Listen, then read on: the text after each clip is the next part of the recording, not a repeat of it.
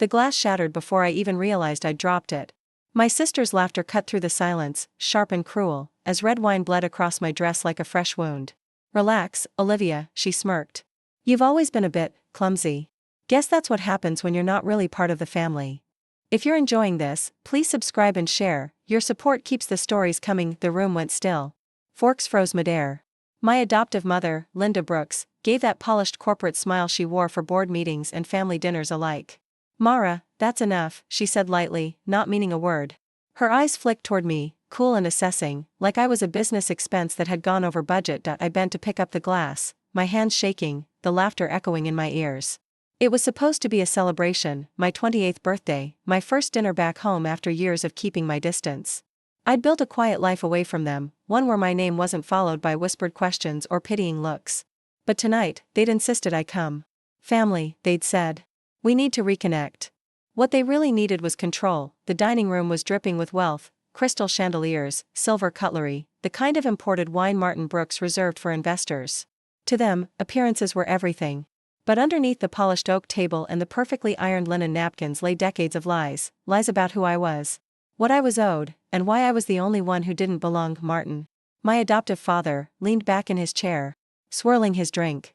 "So, Olivia," he began, tone casual but loaded, "still working at that lab place?" "Hayden Biotech," I said quietly. "Yes. I've been promoted recently." Mara snorted. "Promoted? They must be desperate." My knuckles tightened around the napkin in my lap, but I forced a smile. "Actually, I'm leading a research division now. We're developing new diagnostic tools for early-stage cancers." That got a few raised brows, even from Linda. For a moment, there was silence, until Martin's slow clap broke it. "Impressive. Guess they'll let anyone run things these days." The laughter followed again. And I just sat there, silent, letting them think I was still the same girl they'd underestimated, the quiet orphan they'd saved. The one they'd taken in out of charity after my parents' fatal accident. They didn't know I'd found out the truth. Why real parents had left me a trust fund, $680,000. Money meant to secure my future, to make sure I was cared for. The Brooks family had handled the paperwork, the bank accounts, the estate. And somehow, within a year of my adoption, that money had disappeared. When I was 10, Martin told me it was gone, lost in bad investments after the market crash. I'd believed him. I was a child who just wanted love. But what I didn't know then was that my inheritance had been used to buy shares of Hayden Biotech, the same company Martin worked for. And the same company he was now trying to take over. He'd built his success off my parents' money, and buried the proof deep enough to think I'd never find it. Now, as Mara raised her glass in a mock toast, saying, "To family, real family," I realized how small they still thought I was. How easy to humiliate. I smiled. "But this time, it wasn't forced. Actually," I said, lifting my glass too, "I have an announcement." Their eyes turned toward me, curious, cautious. "I've been working closely with Margaret Hayden. She's retiring soon, and she's chosen me to lead the company after her." The silence was deafening. Mara's smirk faltered. Martin's jaw tightened. Linda's hand froze midair, the silver bracelet on her wrist catching the light. "That's not possible," Martin said finally, his voice low. "You're not even part of the board." "I am now." I pulled the folded letter from my purse, the official offer, signed by Margaret herself. Their faces drained of color as they recognized the company letterhead. Mara laughed first, but it was hollow. "You're joking." "I'm not." I'd waited years for this moment, not out of spite, but out of justice. Every night I'd spent in silence, every insult I'd swallowed, every time they'd reminded me I wasn't one of them, it all led here. Linda set her glass down gently. "Olivia," she began, her tone suddenly soft, "I think there's been some misunderstanding. You know how Margaret's health has been declining." She probably meant to, she knew exactly what she was doing, I cut in. "She's not senile. I have the documentation. The board knows. Everything's official." For a moment, I saw fear flicker in Martin's eyes. Then he masked it with that smooth corporate calm. "You think this makes you one of us?" he said, his voice sharp. "You're just an adopted charity case who got lucky. You wouldn't even be here if it weren't for us." "No," I said quietly. "I wouldn't be here because of you." He laughed, cold, bitter. "You're still naive, Olivia. You have no idea how the world works." "Actually," I said, meeting his gaze, "I think I understand it perfectly now." I didn't tell them about the forensic accountant I'd hired, or the old banker who'd confessed after all these years. I didn't mention the forged signatures, the money trail that led straight to Martin's offshore accounts, or the copies of my parents' will I'd recovered, not yet, because tonight wasn't about revenge. It was about letting them see the first crack in their perfect world. Mara broke the silence again. You're still not real family, she said, her voice trembling this time. You never will be. I leaned forward, smiling faintly. Then why do you look so scared? The words hit harder than I expected. She blinked fast, her lips pressing together, her confidence slipping. Linda stood abruptly. This dinner is over. But I wasn't done. Before I go, I said, reaching into my bag again, I think you should see this. I placed a single envelope on the table. Inside were copies of the original trust fund documents, the ones they'd altered, with the proof of withdrawal dates, account numbers, and Martin's signature on every transaction. Mara frowned, confused. Martin didn't touch it. His knuckles went white against the table edge. Where did you get this? He demanded. I told you, I said softly. I've been working closely with Margaret Hayden. She helped me access company archives. Turns out Hayden Biotech's old finance division handled my trust's investments. Which means every cent you stole went through corporate accounts. Legally traceable. Linda's face went pale. You don't know what you're talking about. I do, I said. And so will the board, by Monday. Mara laughed nervously. You wouldn't. You'd ruin Dad's career, your own family's name. I looked at her evenly. You ruined it when you called me the adopted one. The silence that followed was suffocating. Even the chandelier light seemed to flicker. Martin finally stood, his voice low and dangerous. You're making a big mistake, Olivia. Walk away before you regret it. I already regret trusting you, I said. But this? This is me fixing it. He slammed his glass down, shards scattering across the table. Linda flinched.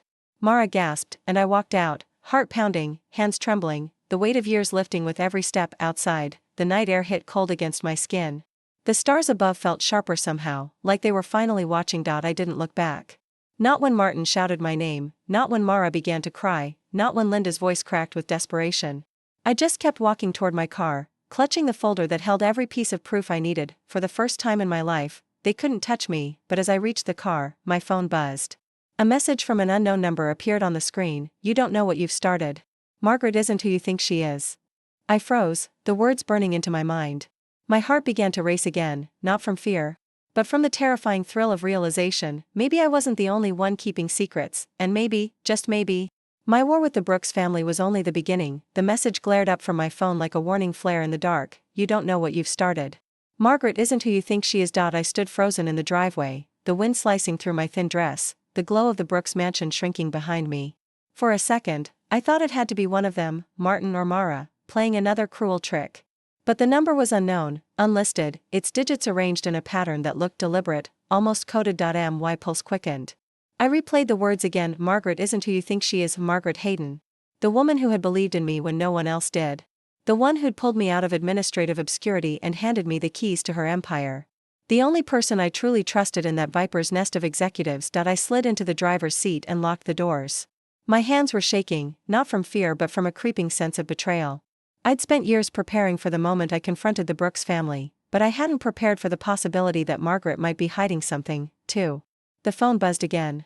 Another message. If you want the truth, check the Hayden archive, folder 4C. But be quick.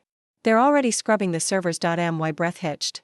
Whoever this was, they knew what they were talking about. Only a handful of people even had access to the company's internal archive.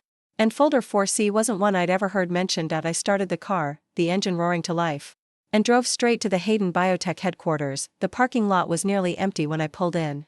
It was close to midnight, the city skyline a shimmer of glass and steel behind the campus gates.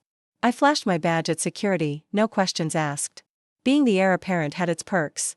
Inside, the hallways glowed with sterile white light, and the hum of the air vents echoed like whispers down the corridors. I went straight to the digital archive room, cold, isolated, secured behind 2 layers of biometric locks. My ID opened the first door easily. The second required a retinal scan. The system hesitated before flashing green. Access granted. Rows of data terminals flickered to life, their blue light painting the walls in ghostly shades. I navigated through directories until I found it. 4C, internal review documents. There were thousands of files, most timestamped years before I'd even joined the company. I opened the first one. Financial statements. Memoranda. Legal correspondences. Then, a video file. HYDN_INT_MTNG_2005.mp4. I hesitated before pressing play. Margaret appeared on the screen. 20 years younger but unmistakable, her silver hair still streaked with gold, her posture commanding. She was in the same conference room I'd sat in earlier that week, only the people around her were different. One of them made my stomach twist. Martin Brooks. My heart began to pound. So the fund will be redirected to company shares, Margaret was saying. The child's trust can serve as collateral for the merger. Martin, your discretion is crucial. Martin nodded. Of course. The girl will never know. Paperwork's already handled. The camera shifted as someone adjusted the feed. Margaret leaned closer to him. Remember, once the Haydens regain majority control, we'll restore the assets. Until then, it's temporary. Temporary, the word echoed through my skull like a gunshot. She knew. Margaret had known about my trust fund. She'd known about the stolen money, and had approved it. I paused the video, my hands trembling. Everything I'd believed, the faith I'd placed in her, the gratitude I'd felt, it all began to unravel. She hadn't just been a mentor. She'd been part of the scheme from the start. I scrolled further, scanning more documents. There it was again, Brooks family allocation, $680,000, child account number 0912. Signed by Margaret Hayden. My chest tightened. The file was dated 6 months after my adoption. A soft sound behind me made me spin around. Couldn't resist digging, could you? The voice sent a jolt through me. It was Derek, head of internal security. Broad-shouldered, sharp-eyed, and always polite to a fault. Until now. What are you doing here? I asked, my voice barely steady. Same as you, he said, stepping closer. Cleaning up Margaret's mess. I took a step back. You're with her? I'm with whoever signs my checks, he said simply. And as of tonight, that's still Margaret. He reached for the keyboard, but I snapped the flash drive from the terminal and hid it behind my back. You're not taking this, I said, his gaze hardened. That information isn't meant for you. It's about me, I shot back. That money was mine. He sighed, almost pitying. You don't understand the kind of power you're playing with. Margaret's kept this company alive through sheer force. You expose her, and Hayden Biotech collapses. Thousands of jobs gone. You'll be the villain. I'll be the truth, I said. For a moment, neither of us moved. Then, unexpectedly, he smiled. She said you were stubborn. Before I could react, he grabbed my wrist. I twisted away, but his grip tightened. The flash drive slipped from my hand and clattered onto the floor. I lunged for it, managing to snatch it first. Don't do this, Olivia, he warned. I met his eyes. Too late. I bolted for the door. His footsteps thundered behind me, echoing down the sterile corridor. The security alarms started to blare. He'd triggered the lockdown. I sprinted through the hallways, heart hammering, as steel shutters began to seal the exits one by one. At the last second, I slipped through the side loading dock and burst into the cold night. The parking lot lights flickered as I fumbled with my keys. I could see Derek running toward the doors, shouting into his radio. The gates were still open. I slammed the car into gear and tore out of the lot before they could close. By the time I reached my apartment, it was nearly 2 a.m. My phone had exploded with missed calls, unknown numbers. A few from the company, one from a blocked ID I knew was Margaret. I ignored them all. Instead, I plugged the flash drive into my laptop and began copying the files. Each one was another nail in the coffin of the story I'd believed my entire life. Margaret hadn't saved me out of kindness, she'd saved me to protect her deal with the Brooks family, but somewhere along the line, something had changed. She'd brought me closer. She'd mentored me. Maybe it was guilt. Maybe she'd grown to care. Or maybe she just wanted to keep me where she could watch me. My screen pinged. A new folder I hadn't noticed before, HYDN_project_Orion. I opened it, dozens of files. Genetic research reports, patient data, medical trials. My eyes caught on a familiar name, subject 012. And then, my own date of birth. The document opened. And the breath left my lungs. Subject 012, Olivia Reed, later Olivia Brooks, parental DNA. Source, Hayden Genetic Program, confidential, custodian agreement. Martin Brooks and Linda Brooks, under directive Hayden, 5C. For a long moment, I just stared at the screen. My vision blurred. My heartbeat pounded in my ears. Parental DNA source, Hayden Genetic Program. I wasn't adopted. Not in the way I'd always believed. I was created. The phone rang again. This time, I answered, Olivia. Margaret's voice was calm, too calm. You shouldn't have gone there. I swallowed hard. What did you do to me? She sighed softly. You're tired. Overwhelmed. I wanted to tell you myself, but you forced my hand. Tell me what? I whispered, that you're not who you think you are. My grip on the phone tightened. You used my parents' names. Their deaths. Their money. They were donors, she said gently. Exceptional people. You're their legacy, Olivia. You're proof that what we built works. I felt sick.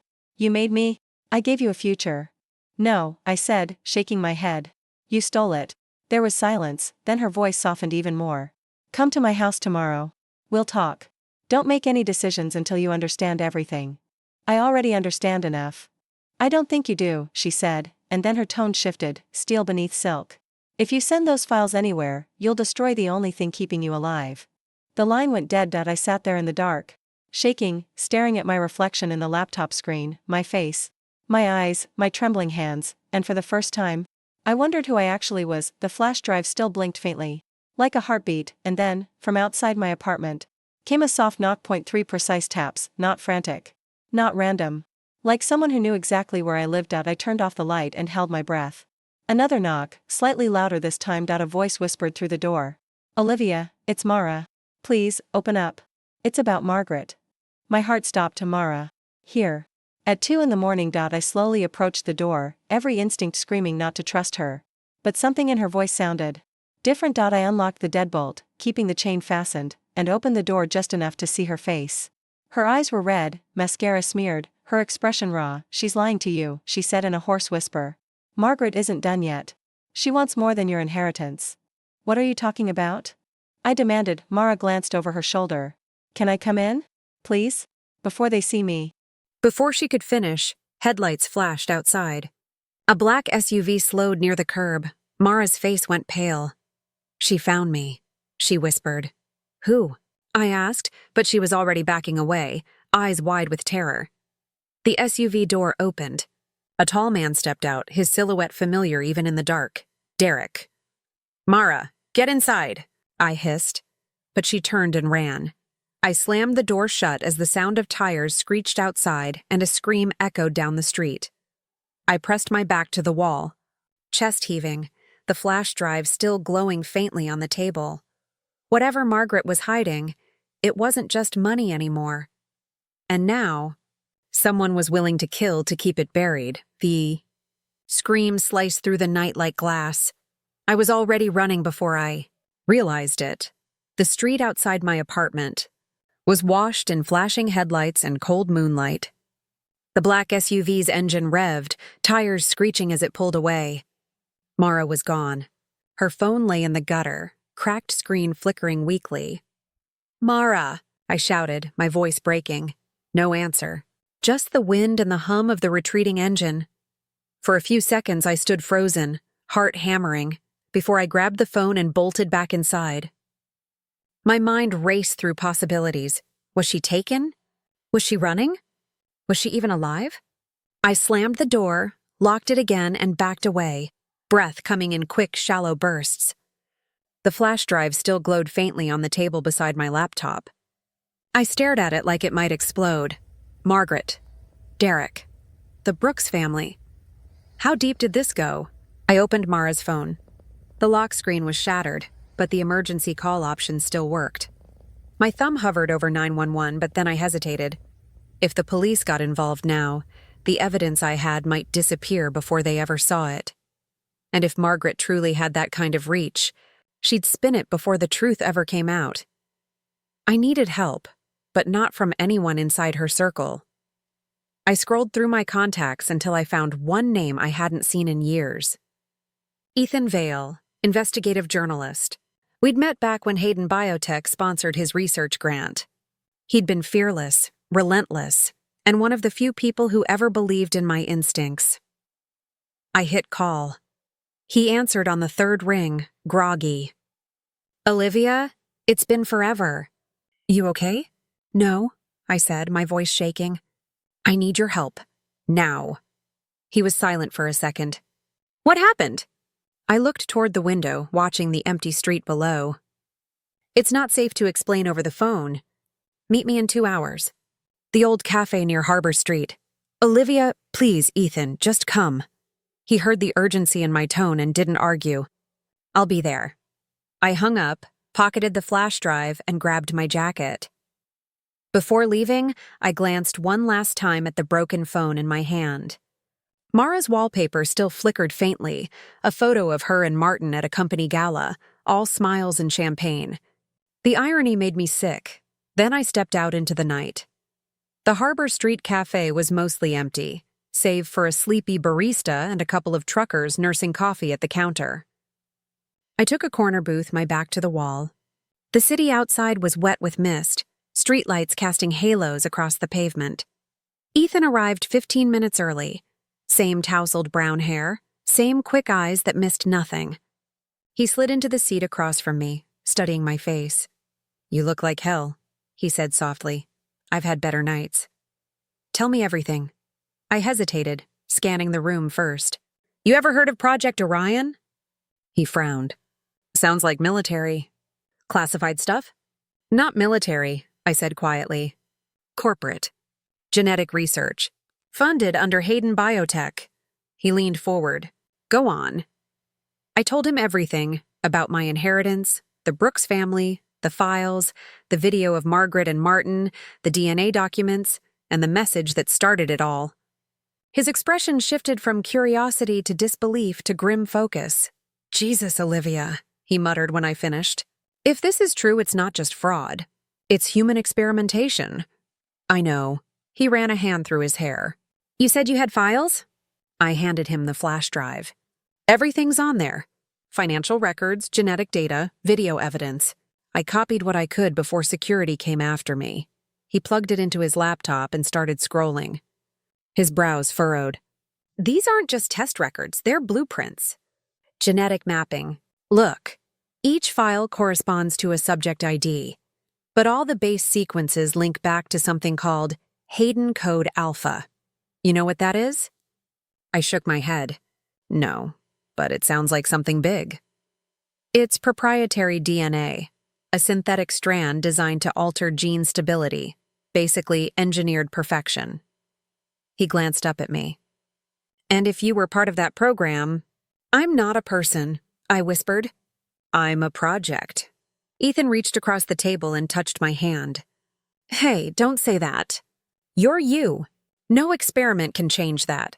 I wanted to believe him, but my body felt foreign now, like every heartbeat, every breath might belong to someone else's design. The cafe door chimed suddenly. A woman in a dark trench coat entered, her gaze sweeping the room. Her eyes landed on me for a second too long, Ethan noticed. "You expecting company?" I shook my head. "No," he closed the laptop. "We need to go, now." We slipped out the side exit just as the woman began walking toward our table. The alley behind the cafe was narrow and wet, the smell of rain thick in the air. Ethan kept his voice low. "She followed you? Maybe. Or maybe she followed Mara. Where is she now?" I hesitated. "Gone. Derek took her, or worse." He cursed under his breath. "All right, we'll find her later. First, we secure the evidence." He led me to his car, an old sedan that looked like it had survived several stakeouts. We drove in silence for a few blocks before he spoke again. "You realize if Margaret finds out you've gone public, she'll burn every trace of this before sunrise. I'm not letting her bury me again." He nodded, jaw tight. "Then we need to leak it smart. Layered releases, encrypted drops. One move too fast and she'll trace the source." As he talked, I stared out the window. My reflection looked ghostly in the glass. For years, I'd fought to prove I was more than the orphan they'd pitied. Now, I didn't even know if I was human in the way I'd always believed. We pulled into a parking lot near his apartment. A safe house of sorts, he said. But as soon as he killed the engine, I noticed something off. The building across the street had no lights on, yet a faint red dot flickered in the window. "Ethan," I whispered. He followed my gaze and swore. Laser sight. "Get down!" The windshield shattered. Bullets ripped through the air, glass raining over us. We ducked, crawling out the passenger side as the gunfire echoed. "Run!" he shouted. We sprinted behind a row of dumpsters, hearts pounding. I could hear footsteps, multiple closing fast. "Who are they?" I gasped. "Not cops," he said grimly. "Corporate security, maybe black ops. Margaret's cleaning house." We ducked into a side stairwell, climbing 2 floors before bursting into a maintenance corridor. Ethan led the way to a service elevator. "Basement exit.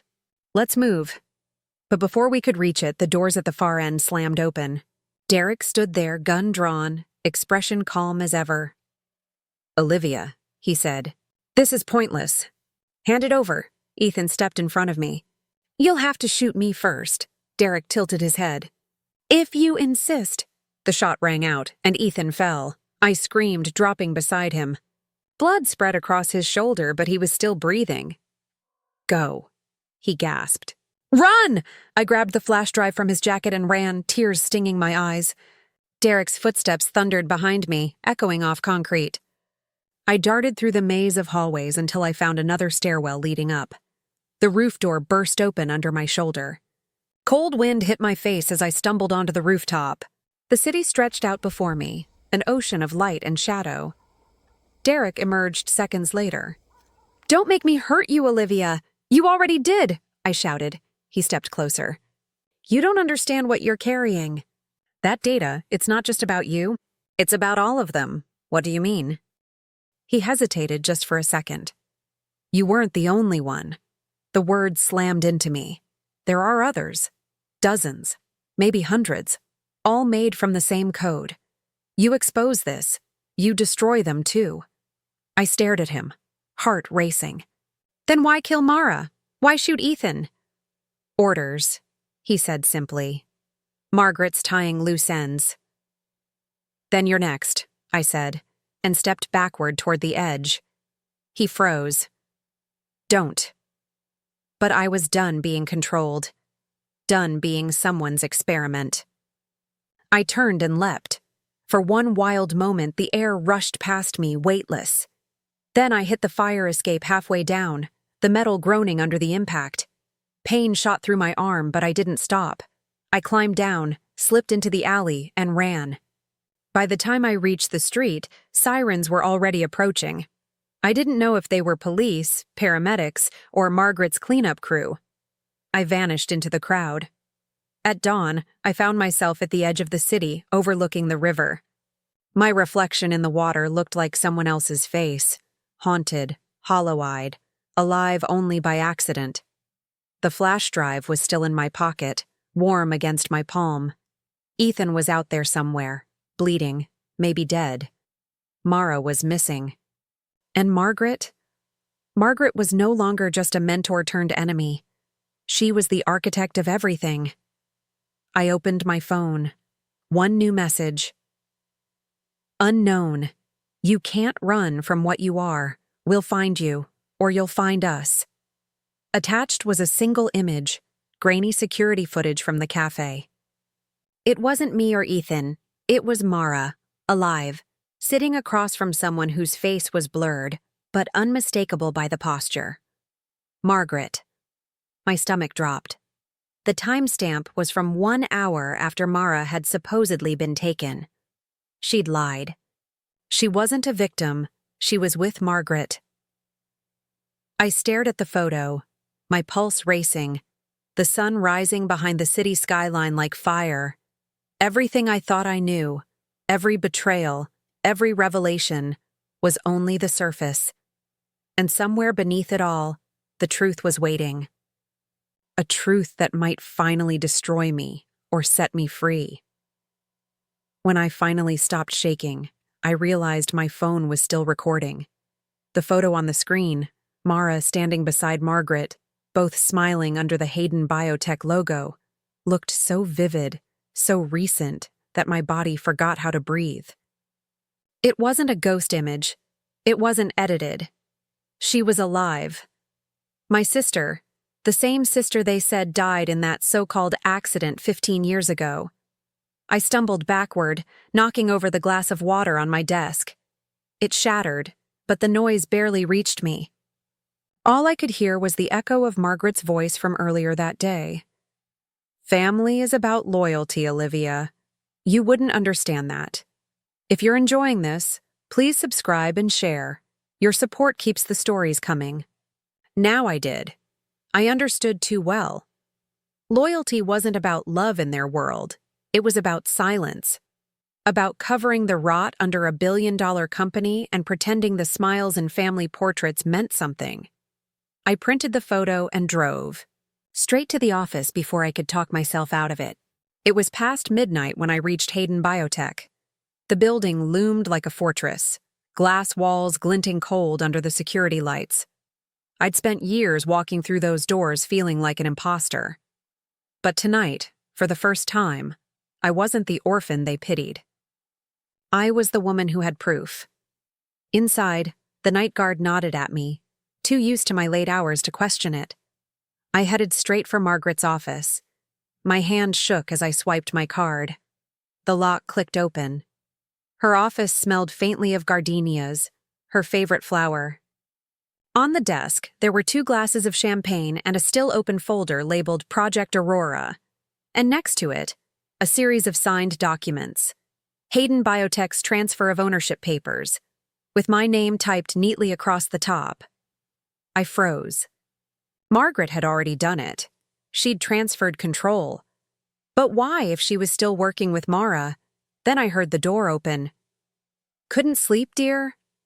Margaret's calm voice floated through the air. Her reflection glowed faintly in the glass walls behind me. "You've always been restless before something big." I turned slowly. "You lied to me." Her expression didn't change. "About what exactly? The money? Your parents? Or your sister?" The air between us felt electric. I dropped the printed photo onto the table. "This? You said Mara was dead."